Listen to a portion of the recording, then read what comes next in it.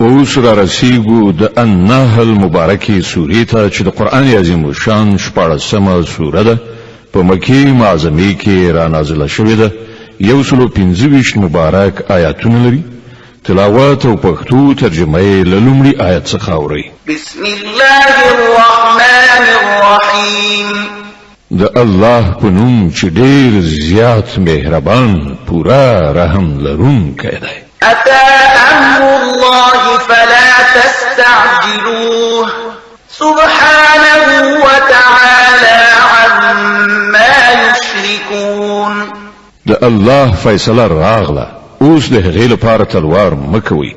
هغه پاک دی او له هغه شرک نه پورته او لوړ دی چې دوی یې کوي ينزل الملائكة بالروح من أمره على من يشاء من عباده أن أنذروا أنه لا إله إلا أنا فاتقون هغه دغه روح چې په خپل کوم بنده باندې وغواړي په خپل حکم سره د پرښتې په وسیله نازلوي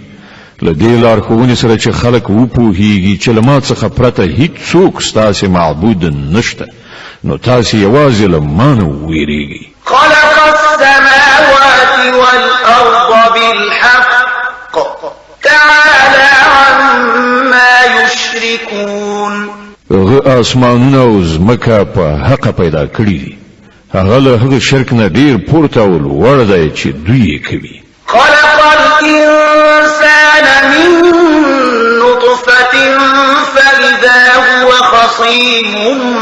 مبين هغه انسان له لږ غوندې نطفې نه پیدا کړ او تر نظر لاندې په څرګند ډول هغه نه یو جګړه مار موجود جوړ شو والأنعام خلقها لكم فيها دفء ومنافع ومنها تأكلون هغه څاروي پیدا کړي چې په هغو کې ستاسو لپاره پوښاک هم دی او خوراک هم او ډول ډول نورې ګټې هم ولكم فيها جمال حين تريحون وحين تسرحون په هغو کې ستاسو لپاره ښکلا ده چې سهار د څرولو لپاره لیږئ او ماښام یې بیرته راولئ وتحمل أثقالكم إلى بلد لم تكونوا بالغيه إلا بشق الأنفس إن ربكم لرؤوف رحيم هغه ستاسو درانده پیټي تر داسې ځایونو پورې وړي چې هلته تاسو له ډېر ربړ ګاللو نه پرته نشئ رسولی حقیقت دا دی چې ستاسو رب ډېر زیات خواخوږی او مهربان دی والخيل والبغال والحمير لتركبوها وزينة ويخلق ما لا تعلمون هغه آسونه قچرې او خره پیدا کړي تر څو چې تاسو پرې سپاره شئ او هغه ستاسو د ژوند ښکلا وګرځي هغه نور ډیر شیان ستاسو د ګټې لپاره پیدا کوي چې تاسو ورباندې په قدر هم نه یاست وعلى الله قصد السبيل ومنها جائر ولو شاء لهداكم أجمعين او هماغه الله د سمې لارې ښودلو ذمہوار دی په داسې حال کې چې کږې لارې هم شته که هغه غوښتي وای نو تاسو ټول ته به لارښوونه کړې وه هو الذي أنزل من السماء ماء لكم منه شراب ومنه شجر فيه تسيمون هماغه ذات چې ستاسو لپاره له اسمانه اوبو ورولي چې په هغو سره تاسو په خپل هم خړوبېږئ او ستاسو د څارویو لپاره هم چاره برابرېږي ينبت لكم به الزرع والزيتون والنخيل والأعناب ومن كل الثمرات إن في ذلك لآية لقوم يتفكرون هغه دغه اوبو په وسیله کښتونه را زرغونوي او زیتون خرما انګور او نور راز میوه پیدا کوي په دې کې د هغو خلکو لپاره یوه ستره نښانه ده چې غور او فکر کوي. وسخر لكم الليل والنهار والشمس والقمر والنجوم مسخرات بأمره إن في ذلك لآيات لقوم يعقلون. هغه ستا د کېږنې لپاره شپه او ورځ او لمر او سپوږمۍ په کار اچولي دي او ټول ستوري هم د همغه په حکم په کار اچول شوي دي. په دې کې د هغو خلکو لپاره ډېرې نښانې دي چې له پوهې نه کار اخلي. وما ذرأ لكم في الأرض مختلفا ألوانه إن في ذلك لآية لقوم يذكرون. او دا چې هغه ستاسو لپاره په ځمکه کې ډېر رنګارنګ شیان پیدا کړي دي په دې کې هم د هغو خلکو لپاره ارومرو نښانه ده چې درس اخیستونکي دي. وهو الذي سخر البحر لتأكلوا منه لحما طريا وتستخرجوا منه حلية تلبسونها وترى الفلك مواخر فيه ولتبتغوا من فضله ولعلكم تشكرون. هماغه ذات دی چې ستاسو لپاره سمندر په کار اچولی دی تر څو چې تاسو له هغه نه لمدې او تازه غوښې راواخلئ ویې خورئ او له هغه نه د ښایست هغه شیان راوباسئ چې تاسو یې اغوندئ. تاسو ګورئ چې بیړۍ د سمندر سینه څیروي پکې ځي. دا هر څه د دې لپاره دي چې تاسو د خپل رب فضل ولټوئ او د هغه شکر ویستونکي شئ. وألقى في الأرض رواسي أن تميد بكم وأنهارا وسبلا لعلكم تهتدون. هغه په ځمکه کې د غرونو میخونه ټک وهل تر څو چې ځمکه پر تاسو ونه څرخیږي. هغه سیندونه وبهول او تخلیفي لارې جوړې کړې تر څو چې تاسو هدایت ومومئ. وعلامات وبالنجم هم يهتدون. هغه په ځمکه کې لارښوونکي نښانې وضع کړې او په ستورو باندې هم خلک لاره مومي. أفمن يخلق كمن لا يخلق أفلا تذكرون. بل آیا هغه څوک چې پیدا کوي او هغه څوک چې هیڅ هم نه پیدا کوي دواړه یو شان دي؟ آیا تاسو پاملرنه نه کوئ؟ وإن تعدوا نعمة الله لا تحصوها إن الله لغفور رحيم. که تاسو د الله د نعمتونو شمیرل وغواړئ نو نه شئ شمیرلی. حقیقت دا دی چې هغه ډیر بخښونکی او مهربان دی. والله يعلم ما تسرون وما تعلنون. په داسې حال کې چې هغه ستاسو له ښکارهونه هم خبر دی او له پټو نه هم. والذين يدعون من دون الله لا يخلقون شيئا وهم يخلقون. او هغه نور هستی چې له الله نه پرته خلق بلی یعنی پرستش کوي هغوی د هیڅ شي پیدا کوونکي هم نه دي بلکې په خپل مخلوق دي. أموات غير أحياء وما يشعرون أيان يبعثون. مړه دي نه ژوندي او هغو ته هیڅ معلومه نه ده چې هغوی به کله دوهم ځل ژوندي را پاڅول شي. إلهكم إله واحد فالذين لا يؤمنون بالآخرة قلوبهم منكرة وهم مستكبرون. ستاسو خدای یوازې همدا یو خدای دی خو کوم خلک چې آخرت نه مني د هغو په زړونو کې انکار ځای نیولی دی او هغوی په غرور کې لویدلي دي. لا جرم أن الله يعلم ما يسرون وما يعلنون إنه لا يحب المستكبرين. الله په یقیني ډول د دوی پر ټولو کړو وړو پوهیږي په پټو هم او په ښکارو هم. هغه هیڅکله هغه خلک نه خوښوي چې د نفس په غرور کې اخته وي. وإذا قيل لهم ماذا أنزل ربكم قالوا أساطير الأولين. او کله چې څوک له هغو نه پوښتنه کوي چې ستاسو پروردګار څه نازل کړي دي نو وایي د پخوانیو وختونو دروغجنې کیسې دي ليحملوا أوزارهم كاملة يوم القيامة ومن أوزار الذين يضلونهم بغير علم ألا ساء ما يزرون دغه خبرې هغوی د دې لپاره کوي چې د قیامت په ورځ خپل پیټه هم پورته کړي او ورسره یو څه د هغو خلکو پیټه هم یو ځای کړي چې دوی هغوی د جهالت په اساس بیلاری کوي آگاه اوسئ بد دی هغه څه چې دوی په غاړه اخلي قد مكر الذين من قبلهم فأتى الله بنيانهم من القواعد فخر عليهم السقف من فوقهم وأتاهم العذاب من حيث لا يشعرون له دوی نه مخکې هم ډیرو خلکو د حق د ذلیل ښودلو لپاره همداسې دسیسې جوړې کړي دي خو ګورئ چې الله د هغو د دسیسو کلا له بیخه ونړوله او د هغې چت له پاسه پر هغو راوغورځېده او له داسې لوري پر هغو عذاب راغی چې له هغه لوري د راتګ ګمان قدر هم نه ثم يوم القيامة يخزيهم ويقول أين شركائي الذين كنتم تشاقون فيهم قال الذين أوتوا العلم إن الخزي اليوم والسوء على الكافرين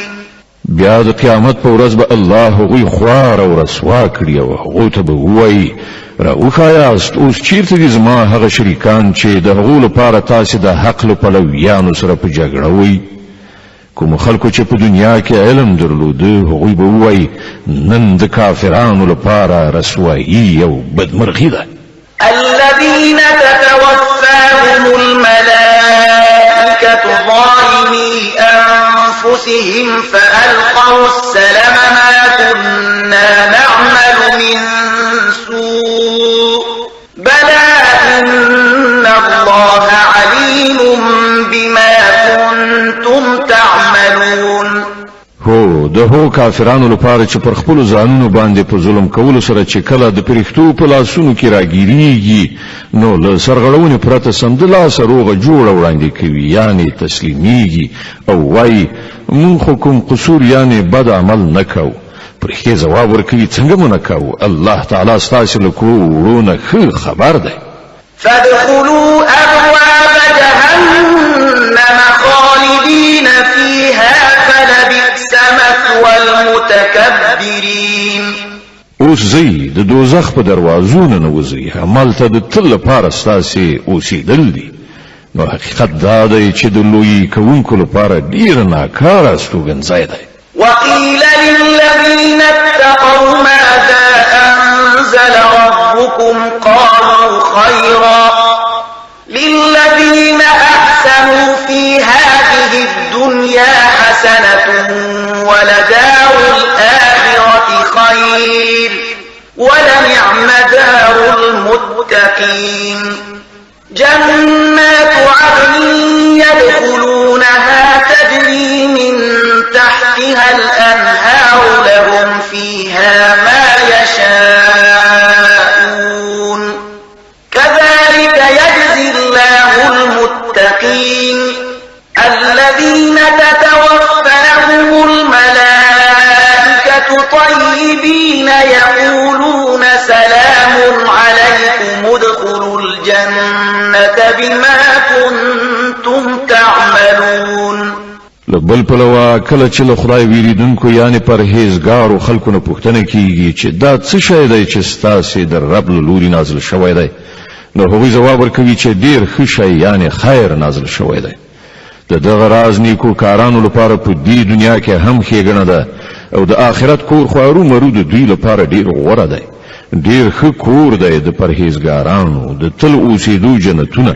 چې په هغو کې به ننوځي لاندې به ترېنه ویالې بهیږي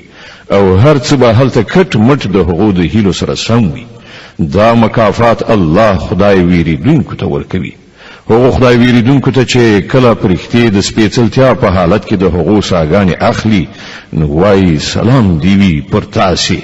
د خپل عملونو په بدل کې زی لاړ شي جنت ته. هل ينظرون إلا أن تأتيهم الملائكة أو يأتي أمر ربك كذلك فعل الذين من قبلهم وما ظلمهم الله ولكن كانوا أنفسهم يظلمون. اے محمد صلی الله علیه وسلم اوس چې دغه خلک انتظار باسي نو لدی پرته اوس نور څه پاتې شوي دي چې پرختي راشي یا ستاسو رب فیصله صادره شي. دغه سپین سترګي له دوی نه مخکې ډیرو خلکو کړی ده بیا چې له هغو سره څه وشول هغه پر هغو باندې د الله ظلم نه بلکې د هغو خپل ظلم چې هغو په خپله په ځان وکړ. فأصابهم سيئات ما عملوا وحاق بهم ما كانوا به يستهزئون. د هغو د کړو مفاسد په پای کې د هغو په لمن کې ولوېدل او هماغه څه پر هغو مسلط شول چې هغو ورپورې ملنډې وهلې. وقال الذين أشركوا لو شاء الله ما عبدنا من دونه من شيء نحن ولا آباؤنا ولا حرمنا من دونه من شيء كذلك فعل الذين من قبلهم فهل على الرسل إلا البلاغ المبين. دغه مشرکان وایي که الله وختي وای نو به مونږ او نو به زمون پلرونو نیکونو له هغه پرته د کوم بل چا عبادت کړای وای او نو به مو د هغه له حکم نه پرته کوم شی حرام ګڼلای وای. همدغه سپل میل دوی نه مخکې خلکو هم جوړی کړی دي. نو آیا د پیغمبرانو په غاړه روښانه څرګند پیغام رسولو نه پرته نور څه مسؤلیت هم شته؟ ولقد بعثنا في كل أمة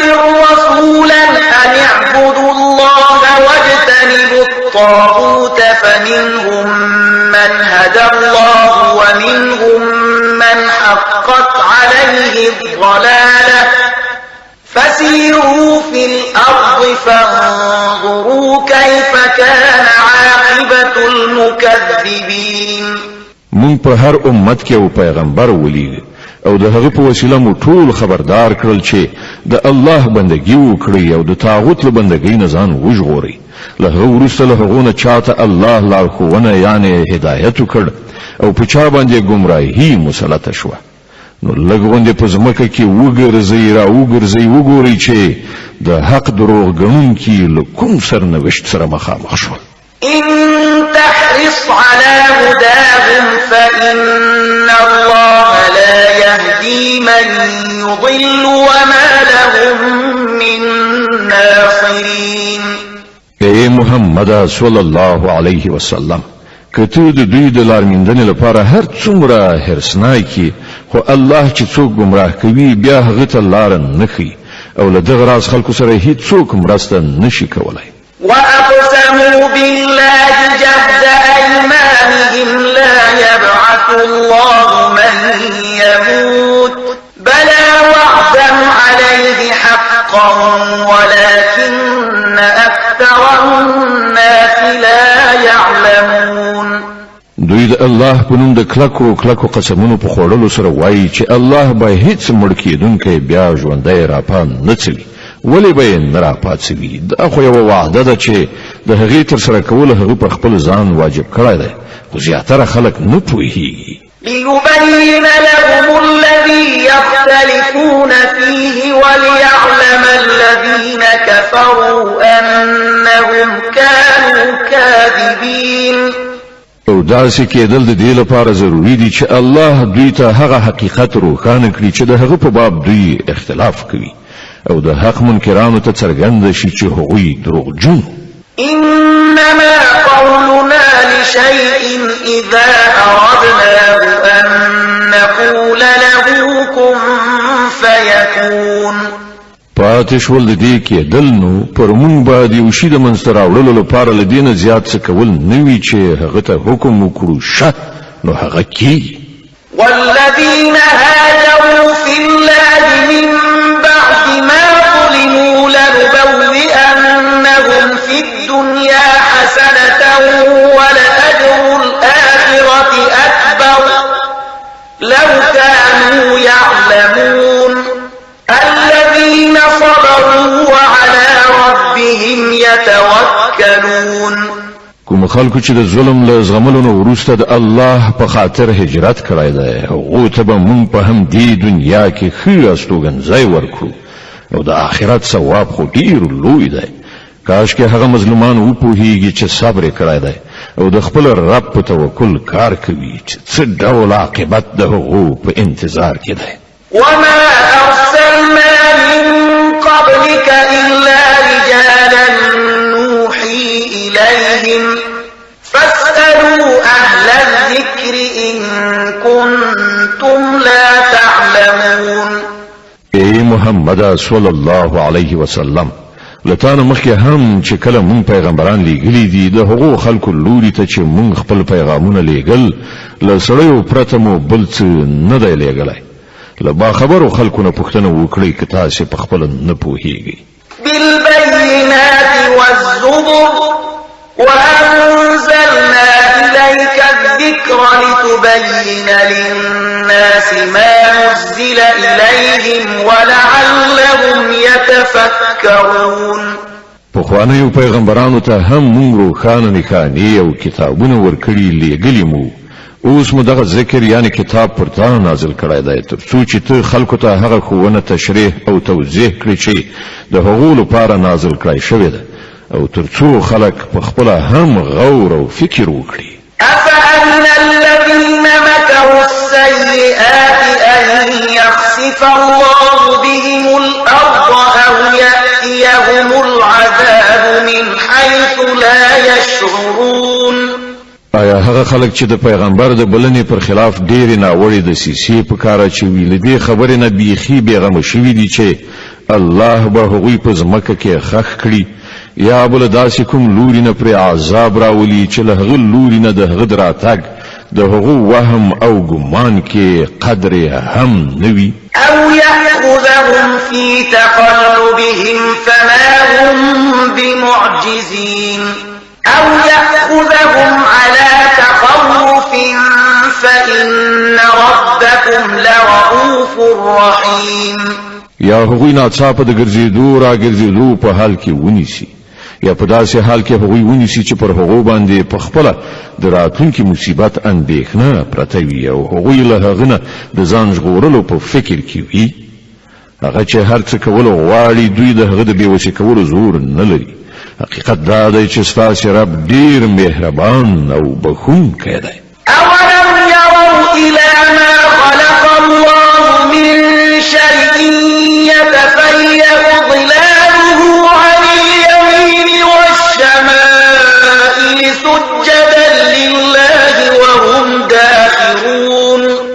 او آیا دوی د الله کوم پیدا کړی شی هم نه ویني چې د هغه سیوری په څه ډول د الله حضور ته په سجده کولو ښي او کیڼې خواته پرېوځي؟ ټول په دغه ډول د خپلې عاجزۍ څرګندونه کوي. ولله يسجد ما في السماوات وما في الأرض من دابة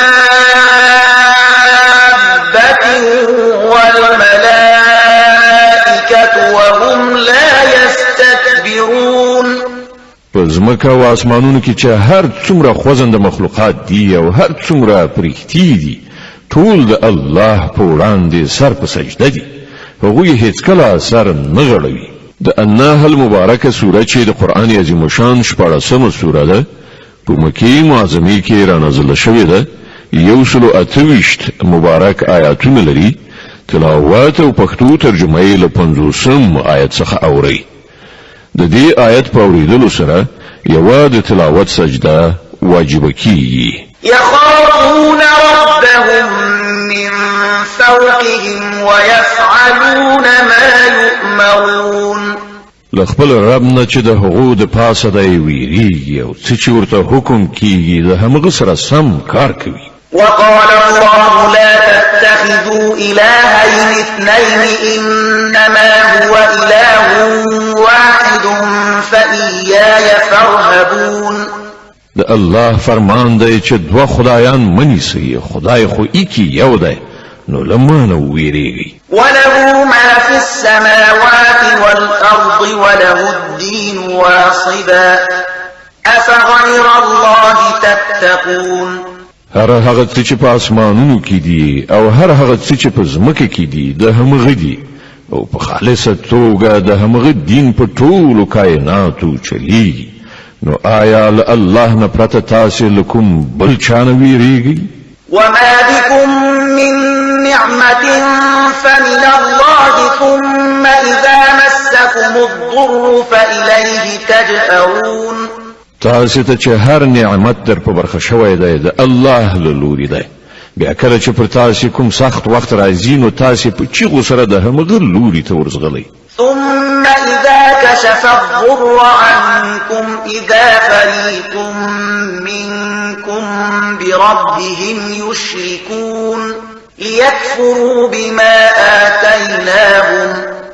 فتمتعوا فسوف تعلمون خو کله چې الله هغه وخت در باندې تیروي نو ناڅاپه له تاسو نه یو ډله له خپل رب سره نور د هغه د مهربانۍ په شکریه کې شریکوي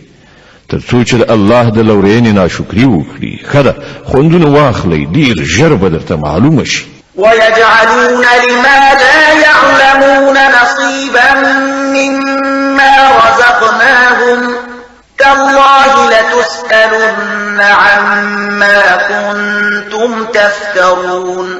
دوی زمونږ ورکړای شوی روزي نه د هغه چا برخه ټاکي چې د هغو له حقیقت نه خبر نه دي په خدای قسم دی چې هرو مرو له تاسو نه پوښتنه وشي چې دغه دروغ تاسو څنګه غوټه کړیو ويجعلون لله البنات سبحانه ولهم ما يشتهون دوی د خدای لپاره لونی ټاکي سبحان الله او د دوی لپاره هغه څه چې په خپل یې غواړي وإذا بشر أحدهم بالأنثى ظل وجهه مسودا وهو كظيم کله چې له دوی نه یو چاته د لور د زیږېدو زیری ورکول کیږي نو مخې تور اوړي او هغه د وینو غړپ تیروي يتوارى من القوم من سوء ما بشر به أيمسكه على هون أم يدسه في التراب ألا ساء ما يحكمون له خلکو څخه پټ ګرځي چې دغه ناکاره خبر لاوریدو وروسته به څنګه له چا سره مخامخ شي فکر کوي چې له شرم سره لور وساتي او که په خاورو کې ومنډي وګورئ څومره ناوړه حکم دی چې دوی د خدای په باب کوي للذين لا يؤمنون بالآخرة مثل السوء ولله المثل الأعلى وهو العزيز الحكيم په ناوړو صفاتونو سره د ستایل کېدو ورخو هغه کسان دي چې په آخرت باور نه لري پاتې شو الله نو د هغه لپاره خو تر ټولو لوړ صفاتونه دي هغه پر ټولو برلاس او په حکمت کې بشپړه ده ولو يؤاخذ الله الناس بظلمهم ما ترك عليها من دابة ولكن يؤخرهم إلى أجل مسمى فإذا جاء أجلهم لا يستأخرون ساعة ولا يستقدمون کچیرته الله خلق د حقوق په ظلمونو سم د لاس نیولای نو د ځمکې پر مخ به هیڅ ساکخ نه پاتې خو هغه ټول ته تریو ټاکلي وخت پورې مهلت ورکوي بیا کله چې هغه وخت راځي نو له هغه پورا یو ساعت هم وړاندې ورسته نشي کېدای ويجعلون لله ما يكرهون وتصف ألسنتهم الكذب أن لهم الحسنى لا جرم أن لهم النار وأنهم مفرطون نن دغه خلق هغه څه د الله لپاره ټاکي چې د خپل ځان لپاره بدی شي او د دوی ژبه دا دروغ وایي چې د دوی لپاره ښېګڼه ده د دوی لپاره خو یوازې یو شی دی او هغه د دوزخ اور دی اروم مرو به تر ټولو مخکې دوی په هغه کې وغورځول شي تالله لقد أرسلنا إلى من قبلك فزين لهم الشيطان أعمالهم فهو وليهم اليوم ولهم عذاب أليم. تو خدای قسم ده ای محمد صلی الله علیه وسلم لتان مخکې هم مون ډیرو قومونو ته پیغمبران لیږلي دي او مخکې هم داسې شوي دي چې شیطان د هغو ناوړه کړو وړو هغو ته ښایسته کړل او هغو د پیغمبرانو خبره ونه منله. همغه شیطان نن د دغو خلکو هم سرپرست شوی دی او دوی د دردناک عذاب وړ ګرځېدلي دي. وما أنزلنا عليك الكتاب إلا لتبين لهم الذي اختلفوا فيه وهدى ورحمة لقوم يؤمنون. مون دغه کتاب پر تا لدی کبل نازل کړی دی چې ته هغه اختلافونه دوی ته په حقيقي بڼه روښانه کړي چې دوی پکې اخته شوي دي. دغه کتاب د لارښود او رحمت په توګه نازل شوی دی د هغو خلکو لپاره چې ویې مني. والله أنزل من السماء ماء فأحيا به الأرض بعد موتها إن في ذلك لآية لقوم يسمعون. تاسو په هر ورخت کې وینئ چې الله له اسمانه اوبه ورولي او په ناڅاپي ډول د هغو په برکت یې په مړه ځمکه کې ساه واچوله. په باوري ډول په دې کې د اورېدونکو لپاره یوه نښانه ده. وإن لكم في الأنعام لعبرة نسقيكم مما في بطونه من بين فرث ودم لبنا خالصا سائغا للشاربين. او ستاسو لپاره په څارویو کې هم یو درس شته. د هغو له ګیرې د خوشیو او وینې تر منځ مونږ یو شی پر تاسو څښو یعنی خالصه شیدې چې د څښونکو لپاره ډېرې خوندورې دي. ومن ثمرات النخيل والأعناب تتخذون منه سكرا ورزقا حسنا إن في ذلك لآية لقوم يعقلون. په همدې ډول موږ د خرماو او انګورو د میوو له شیرو څخه هم یو شی پر تاسې څښو چې تاسې د نشې مواد هم ورڅخه جوړوئ او پاکه روزي هم. په باوري ډول په دې کې له پوهې نه د کار اخیستونکو لپاره یوه نښانه ده. وأوحى ربك إلى النحل أن اتخذي من الجبال بيوتا ومن الشجر ومما يعرشون. او ګوره ستا رب د شاتو مچۍ ته دا وحي وکړه چې په غرونو کې په ونو کې او په څپرو باندې خېژول شوو نوتو کې خپله ځاله جوړه کړه. ثم كلي من كل الثمرات فاسلكي سبل ربك ذللا يخرج من بطونها شراب مختلف ألوانه فيه شفاء للناس إن في ذلك لآية لقوم يتفكرون. او د هر ډول میوو شیره وخوره او د خپل رب په هوارو کړو لارو اوسه. د دغه مچۍ د خېټې نه په بېلابېلو رنګونو یو شربت راوځي چې په هغه کې د خلکو لپاره شفا ده. په یقیني ډول په دې کې هم د هغو خلکو لپاره یوه نښانه ده چې غور او فکر کوي. والله خلقكم ثم يتوفاكم ومنكم من يرد إلى أرذل العمر لكي لا يعلم بعد علم شيئا إن الله عليم قدير. وګورئ الله تاسو پیدا کړی بیا هغه تاسو ته مرګ درکوي او له تاسو نه څوک ډیر ناکاره عمر ته پریږدي تر څو چې په هر څه باندې له پوهېدو وروسته بیرته په هیڅ باندې ونه پوهېږي. حق دا دی چې یوازې الله هم د علم له پلوه بشپړه دی او هم د وس واک له پلوه. والله فضل بعضكم على بعض في الرزق فما الذين فضلوا براد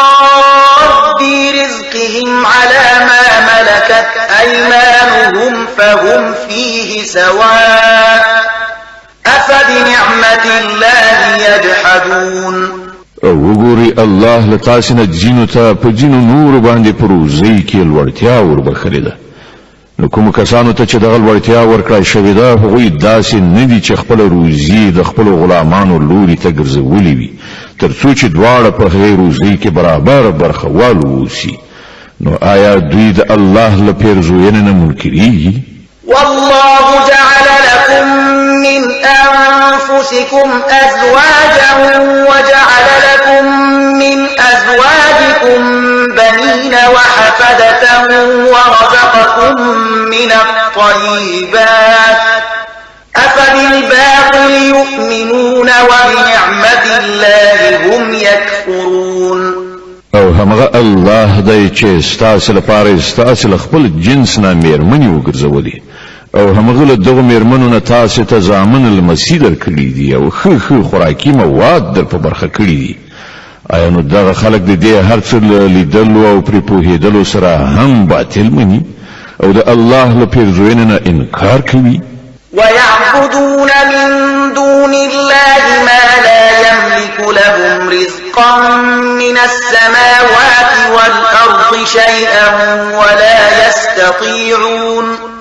او له الله نه پرته د هغو بندگی کوي چې د هغو په لاس کې نه له آسمان نه دوی ته څه روزي ورکول شته نه له ځمکې نه او نه دا کار د هغوی له وسې پوره دی فلا تضربوا لله الأمثال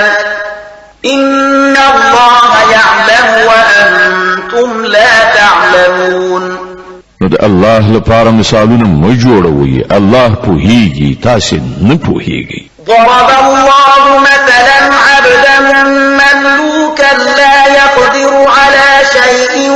ومن رزقناه منا رزقا حسنا فهو ينفق منه سرا وجهرا هل يستوون الحمد لله بل أكثرهم لا يعلمون الله یو مثال راوړي یو خدای غلام چې د بل چا مملوک دی او په خپل څه واک نه لري بل څوک داسې دی چې هغه ته مونږ له خپل لوري نه غوره روزي ورکړې ده او هغه ورڅخه په ښکاره او پټه ښه لګښت کوي ووایاست آیا دغه دواړه سره برابر دي ثنا او ستاینه الله لره ده خو زیاتره خلک په دغسې سمې خبرې باندې نه پوهیږي وضرب الله مثلا رجلين أحدهما أبكم لا يقدر على شيء وهو كل على مولاه أينما يوجهه لا يأتي بخير هل يستوي هو ومن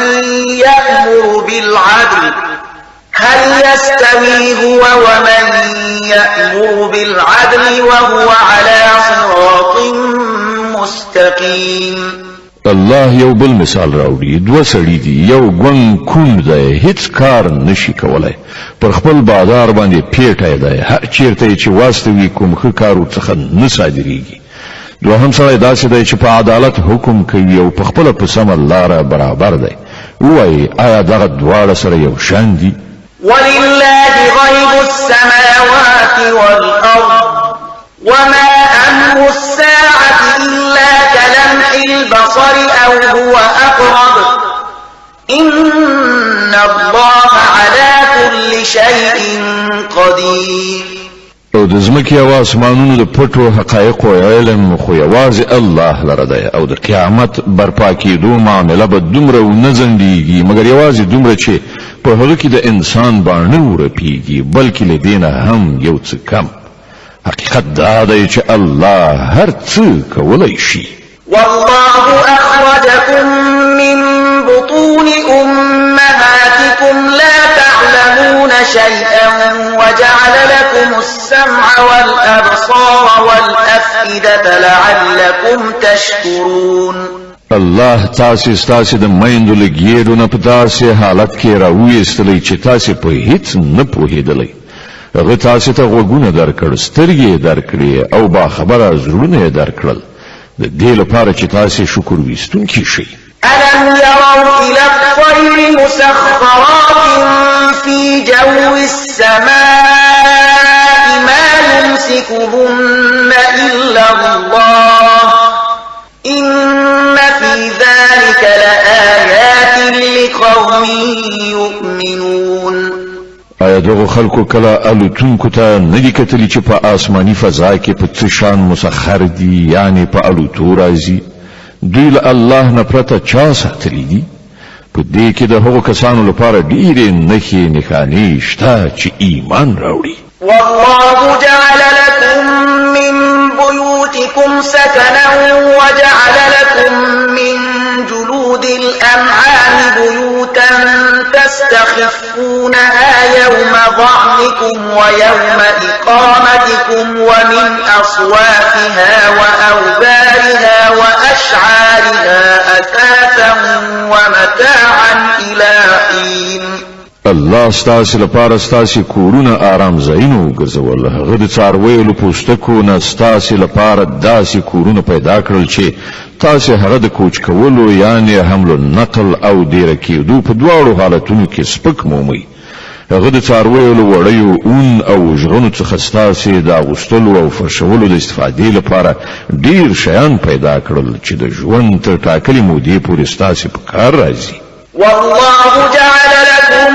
مما خلق ظلالا وجعل لكم من الجبال أكنانا وجعل لكم سرابيل تقيكم الحر وسرابيل تقيكم بأسكم كذلك يتم نعمته عليكم لعلكم تسلمون هغه د خپلو پیدا کړو زیاتره شیانو څخه ستاسو لپاره سیوري برابر کړل په غرونو کې ستاسو لپاره پناه ځایونه جوړ کړل او تاسو ته داسې پوښاکونه در په برخه کړی دي چې تاسو له ګرمۍ نه ساتي او ځینې نور پوښاکونه چې په خپل منځي جګړو کې ستاسو ساتنه کوي په دغه ډول هغه پر تاسو باندې خپل نعمتونه بشپړوي ښایي چې تاسو امر منونکي شئ فإن تولوا فإنما عليك البلاغ المبين اوس کدوی مخاړوي نو اے محمد صلی الله علیه وسلم پر تا باندې د حق د پیغام په ډاګه څرګند رسولو نه پرته بل کوم مسؤلیت نشته يعرفون نعمة الله ثم ينكرونها وأكثرهم الكافرون دوی د الله کې غنه پیژني بیا ورڅخه منکري او په دې کې زیاتره خلک داسې دي چې د حق منلو ته تیار نه دي ويوم نبعث من كل أمة شهيدا ثم لا يؤذن للذين كفروا ولا هم يستعتبون دوی دې ته څه پاملرنه لري چې په هغه ورځ به څه کیږي چې کله موږ له هر امت څخه یو شاهد را پاتو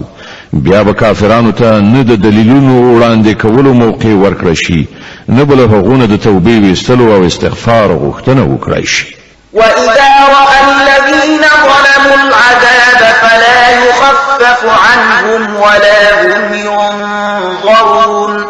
ظالمان چې یو ځل عذاب وګوري نو له هغه وروسته به نه د هغو په عذاب کې څه اسانتیا راوستل شي او نه به یوه شیبه مهلت ورکړی شي وإذا رأى الذين أشركوا شركاءهم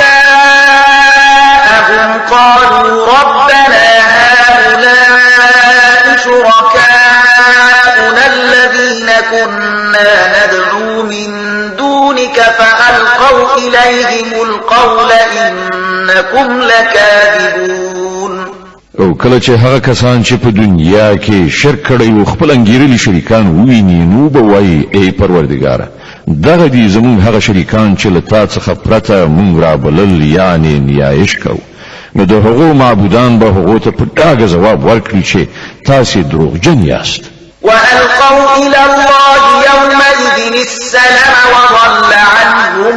ما كانوا يفترون په هغه وخت کې به دوی ټول د الله په وړاندې غاړه کیږدي تسلیم بشي او د هغه ټول افتراګانې به له منځه لاړې شي چې دوی په دنیا کې کولې الذين كفروا وصدوا عن سبيل الله زدناهم عذابا فوق العذاب بما كانوا يفسدون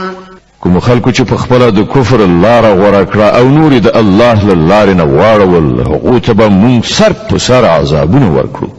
د هغه فساد په بدل کې چې هغوی په دنیا کې برپا کړی ويوم نبعث في كل أمة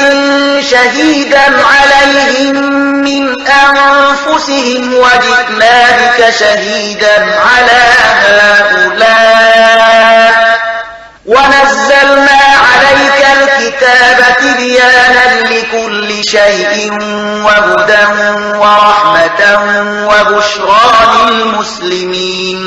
اے محمد صلی الله علیه وسلم، دوی له هغه ورځ نه خبر کړه چې کله مونږ په هر امت کې په خپل د هغه لمنځه یو شاهد را پاتو چې پر هغه باندې شاهدي وای او پر دغه خلکو باندې د شاهدي وهلو لپاره مونږ تاراولو او دا د همغه شاهدي تیاری دی چې مونږ دغه کتاب پر تا نازل کړی دی چې په ډاګه ښکارا د هر شي څرګندونکی دی او د هغو خلکو لپاره هدایت، رحمت او زیری دی چې د امر مننې غاړه یې ده. إن الله يأمر بالعدل والإحسان وإيتاء ذي القربى وينهى عن الفحشاء والمنكر والبغي يعظكم لعلكم تذكرون. الله د عدل ښېګڼې او خپلوۍ پالنې حکم کوي او له بدۍ، بې حیایي او زور ظلم څخه منع کوي. هغه تاسو ته نصیحت کوي ترڅو تاسو درس واخلئ. وأوفوا بعهد الله إذا عاهدتم ولا تنقضوا الأيمان بعد توكيدها وقد جعلتم الله عليكم كفيلا إن الله يعلم ما تفعلون. د الله وعده پوره کړئ چې کله تاسو له هغه سره کومه وعده کړې وي او خپل قسمونه له پخولو یعنی تاکید نه وروسته مماتوي چې کله تاسو الله پر خپل ځان شاهد نیولای وي. بشکه چې الله پوهیږي په هغه څه چې تاسو یې کوئ. ولا تكونوا كالتي نقضت غزلها من بعد قوة أنكاثا تتخذون أيمانكم دخلا بينكم أن تكون أمة هي أربى من أمة إنما يبلوكم الله به وليبينن لكم يوم القيامة ما كنتم فيه تختلفون. ستاسو حالت د هغه خزي په شان نشي چې هغه په خپل زیار سره د تاروري چکه وریشل او بیا په خپل هغه او ټوټي کړل. تاسو په خپل منځي معاملو کې قسمونه د ټګۍ او غولونې وسیله ګرځولې ترڅو چې یو قوم له بل قوم نه زیاته ګټه په لاس راوړي. داسې حال کې چې الله تعالی د دې ژمنې او تعهد په وسیله تاسو په ازموینه کې اچوي او هغه به د قیامت په ورځ هرومروز تاسو د اختلافونو حقیقت درته ښکاره کړي. ولو شاء الله لجعلكم أمة واحدة ولكن يضل من يشاء ويهدي من يشاء ولتسألن عما كنتم تعملون. کله الله اراده دا وایي چې په تاسو کې د څه اختلاف نوي نو هغه به تاسو ټول یو امت ګرځولي وایي. خدای هغه چې چاته اراده وي په گمراهۍ کې غورځوي او چاته چې اراده وشي سم لار ورخي او هرون مروبه تاسو نه تاسو د کړو پښتنه وشي. ولا تتخذوا أيمانكم دخلا بينكم فتزل قدم بعد ثبوتها وتذوقوا السوء بما صددتم عن سبيل الله ولكم عذاب عظيم. او اے مسلمانانو تاسو خپل قسمونه په خپل منځو کې یو د بل د غولولو وسیله مګرځوي چیرته داسې ونشي چې کوم قدم لټینګېدو وروسته وخویږي او تاسو د دې جرم په مجازات کې چې خلق مو د الله له لارې نه منع کړل ناوړه نتیجه وګوري او سخت سزا وګالي. ولا تشتروا بعهد الله ثمنا قليلا إنما عند الله هو خير لكم إن كنتم تعلمون. د الله وعده د لږ غونډې ګټې په بدل کې مپلوري څه چې د الله سره دی هغه ډیر بهتره دی که پوهیږي. ما عندكم ينفد وما عند الله باق ولنجزين الذين صبروا أجرهم بأحسن ما كانوا يعملون. څه چې له تاسو سره دی هغه مصرف کیدونکي دي او څه چې له الله سره دی هغه باقی پاتې کیدونکي دي او مونږ به هرومرو له صبر نه کار اخیستونکو ته د هغو اجر د هغه د ډیرو غوره عملونو سره سم کړو. من عمل صالحا من ذكر أو أنثى وهو مؤمن فلنحيينه حياة طيبة ولنجزينهم أجرهم بأحسن ما كانوا يعملون. هر څوک چې ښه عمل وکړي که هغه نارینه وي او که ښځه په دې شرط چې مؤمن وي هغه باندې به موږ په دنیا کې سپېڅلی ژوند تیر کړو او آخرت کې به دغسې خلکو ته د هغو اجر د ډېرو ښو عملونو سره سم ورکړو. فإذا قرأت القرآن فاستعذ بالله من الشيطان الرجيم. نو کله چې ته په قرآن لوستلو پیل وکړې نو له رټل شوي شیطان نه د خدای پناه وغواړه. إنه ليس له سلطان على الذين آمنوا وعلى ربهم يتوكلون. د هغه پر خلکو تسلط نوي چې ایمان راوړی وي او په خپل رب باندې توکل کوي. إنما سلطانه على الذين يتولونه والذين هم به مشركون. د هغه زور خو پر هغه خلکو رسیږي چې هغه خپل سرپرست ګرځوي او د هغه په لمسونه شک کوي. د النحل مبارکه سوره چې د قران عظیم شان 14مه سوره ده په مکی معظمه کې را نازله شوې ده. 125 مبارک آیاتونه لري. تلاوت او پښتو ترجمه له 101 آیت څخه اوري. وإذا بدلنا آية مكان آية والله أعلم بما ينزل قالوا إنما أنت مفتر بل أكثرهم لا يعلمون. کله چې مونږ یو آیت پر ځای بل آیت نازلوو او الله ښه پوهیږي چې هغه څه نازل کړي او دا خلک وایي چې تا دا قرآن په خپله جوړ کړی دی. اصلي خبره دا ده چې له دوی نه زیاتره خلک له حقیقت نه ناخبره دي.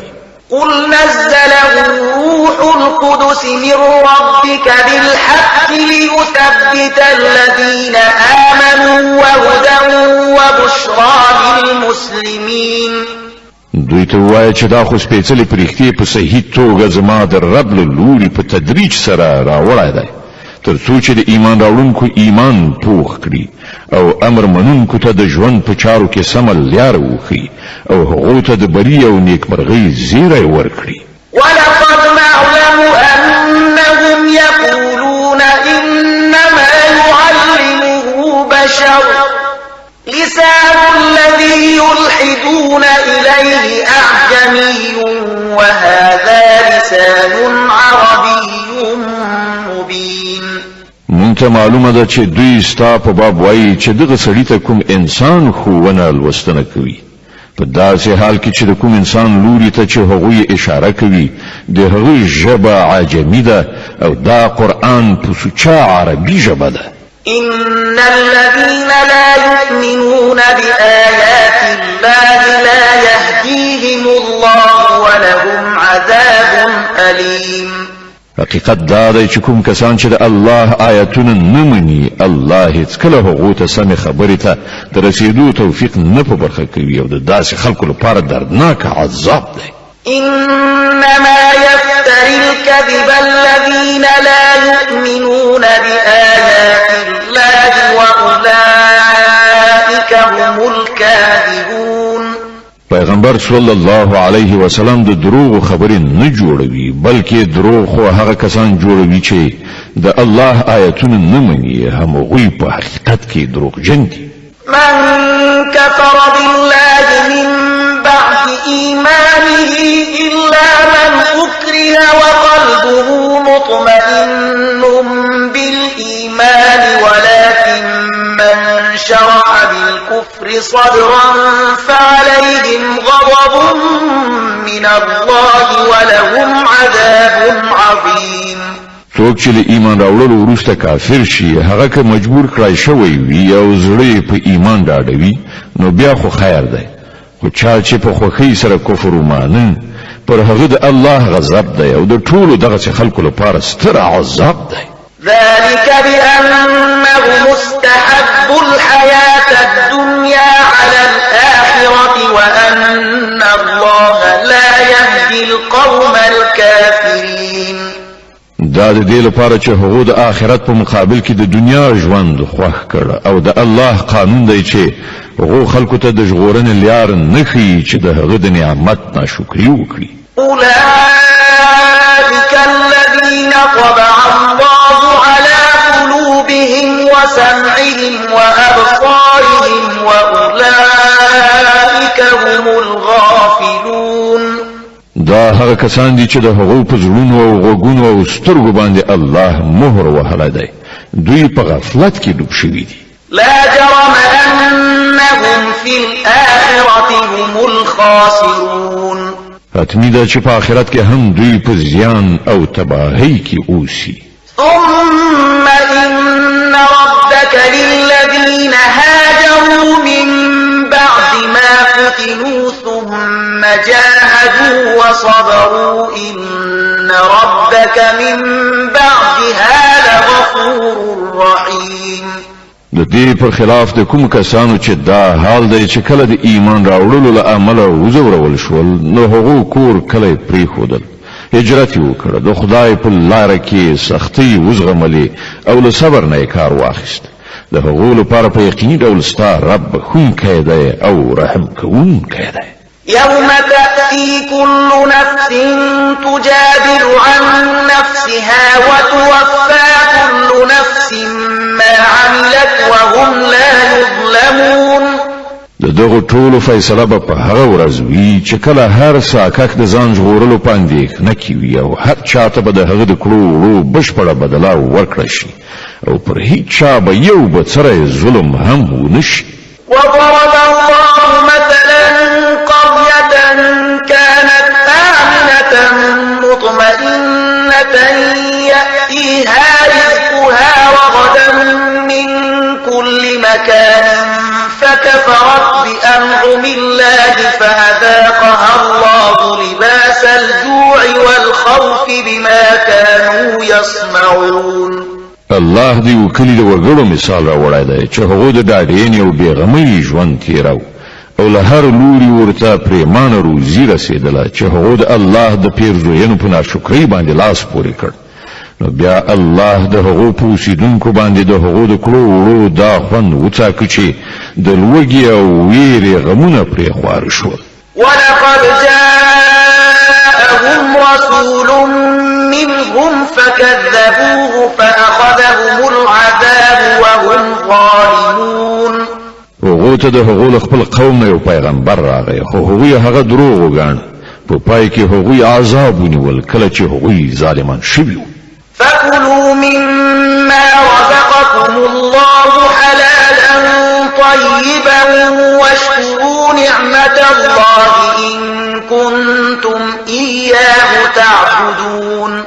نو اے خلکو تاسو ته چې الله کومه حلال او پاک روزي در بخله ده هغه خوري او د الله د لورینې شکر ادا کړئ که پر اختیار د هغه بندگی کوونکی یاست. إنما حرم عليكم الميتة والدم ولحم الخنزير وما أهل لغير الله به فمن اضطر غير باغ ولا عاد فإن الله غفور رحيم. الله چې کوم شیان پر تاسو حرام کړی دي هغه مردار یعنی خپل مړ شوی او وینه د خوګ غوښه او هغه څاروی دی چې الله نه پرته د کوم بل چا نوم پرې اخیستل شوی وي. البته که څوک د لوږې له مجبوریته دغه شیان وخوري بې له دې نه چې هغه د خدای له قانون څخه د سرغړونې اراده ولري یا د اړتیا له حد نه تیری وکړي نو په یقیني ډول الله بخښونکی او رحم کوونکی دی. ولا تقولوا لما تصف ألسنتكم الكذب هذا حلال وهذا حرام لتفتروا على الله الكذب إن الذين يفترون على الله الكذب لا يفلحون. او موایي هغه څه چې ستاسې ژبې په دروغو توصیفوي چې دا حلال دی او دا حرام، تر څو چې په الله باندې په دروغو افترا وکړي. څوک چې پر الله دروغ تړي هغوی هیڅکله بری نه مومي. متاع قليل ولهم عذاب أليم. د دنیا خوندونه څو ورځې دي، په پای کې د هغو لپاره دردناکه سزا ده. وعلى الذين هادوا حرمنا ما قصصنا عليك من قبل وما ظلمناهم ولكن كانوا أنفسهم يظلمون. هغه شیان مونږ په ځانګړي ډول د یهودو لپاره حرام کړي وو چې د هغو یادونه له دې مخکې مونږ تا ته کړې ده، او دا پر هغو باندې زمونږ ظلم نه و بلکې د هغو خپل ظلم و چې پر ځان یې کاوه. ثم إن ربك للذين عملوا السوء بجهالة ثم تابوا من بعد ذلك وأصلحوا إن ربك من بعدها لغفور رحيم. البته کوم کسانو چې د ناپوهۍ په اساس ناوړه عمل وکړ او بیا یې د توبې په ویستلو سره خپل عمل سم کړ، نو په دې کې شک نشته چې له توبې او اصلاح نه وروسته ستا رب د هغو لپاره بخښونکی او رحم کوونکی دی. إن إبراهيم كان أمة قانتا لله حنيفا ولم يك من المشركين شاكرا لأنعمه اجتباه وهداه إلى صراط مستقيم. واقعیت دا دی چې ابراهیم په خپل ذات کې یو بشپړ امت و، د الله د امر منونکی او همغه یو لوري ته مخ اړوونکی. هغه هیڅکله مشرک نه و، د الله د پیرزوینو شکر ویستونکی و. الله هغه غوره کړ او سمه لاره یې وروښودله. وآتيناه في الدنيا حسنة وإنه في الآخرة لمن الصالحين. په دنیا کې هغه ته ښېګڼه ورکړه او په آخرت کې به په یقیني ډول هغه له صالحانو څخه وي. ثم أوحينا إليك أن اتبع ملة إبراهيم حنيفا وما كان من المشركين.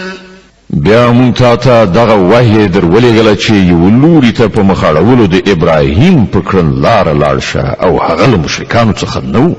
إنما جعل السبت على الذين اختلفوا فيه وإن ربك ليحكم بينهم يوم القيامة فيما كانوا فيه يختلفون. بشک د هفتې د ورځې تعظیم فرض کړای شوی او په هغو کسانو چې په هغه اختلاف کړی. په یقیني ډول به ستا رب د قیامت په ورځ د هغو ټولو خبرو فیصله وکړي چې هغوی پکې اختلاف کوي. ادع إلى سبيل ربك بالحكمة والموعظة الحسنة وجادلهم بالتي هي أحسن إن ربك هو أعلم بمن ضل عن سبيله وهو أعلم بالمهتدين. ای پیغمبر صلی الله علیه وسلم، د خپل رب د لارې په لوري په حکمت او غوره نصیحت سره بلنه وکړه او له خلکو سره په داسې ډول مباحثه وکړه چې ډیره غوره وي. ستا پروردګار ډیر ښه پوهیږي چې څوک د هغه له لارې نه اوښتی دی او څوک په سمه لاره برابر دی. وإن عاقبتم فعاقبوا بمثل ما عوقبتم به ولئن صبرتم لهو خير للصابرين.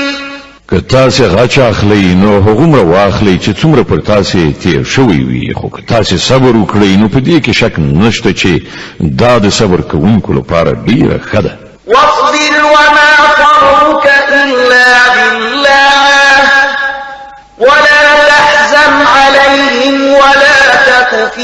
ضيق مما يمكرون اے محمد په حوصله کار کوه او ستا دغه زغم د الله په توفیق سره دی د دوی په حرکتونو مزورېږه او مو د دوی په دسیسو زړتنګی کېږه إن الله مع الذين اتقوا والذين هم محسنون الله د هغو کسانو ملګری دی چې تقوا غوره کوي او غوره چارې سرته رسوي